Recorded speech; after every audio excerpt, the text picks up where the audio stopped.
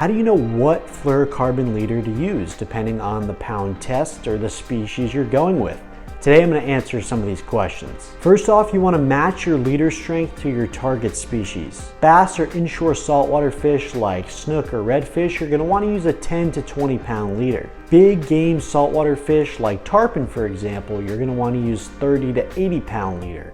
Ultimately, the bigger the fish, the bigger pound test leader you're going to need. But if you have smaller fish like panfish or trout, 6 to 12 pound does well. You're also going to want to consider the water clarity and the cover. If you have clearer water, you're going to want to go with a lighter pound test, anywhere between 10 and 12 to make it less visible. If you have murky water or heavy cover, using a heavier leader. If you have murky water or heavier cover, to prevent breakoffs, you're going to want to use a heavier leader, more like 20 to 30 pound. You're also going to want to use the abrasion resistant fluorocarbon leader, like our Beyond Fluorocarbon leader. We have it in 10 to 100 pound tests on our website, beyondbraid.com, so make sure to check it out. You want to match your main line. So if you're using a braid like our Beyond Braid in our Patriot edition, you're going to want to match the pound test of the braid very similar to the fluorocarbon leader. So for example, if you have 30 pound braid, you're going to want to use between 15 and 25 pound fluorocarbon leader.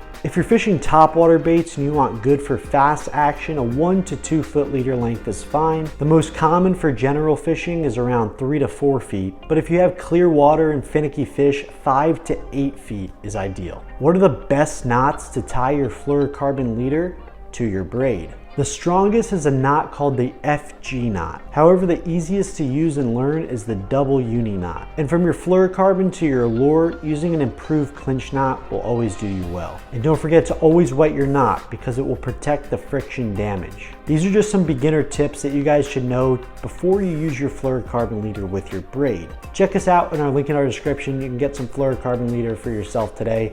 See you on the next episode. Peace out.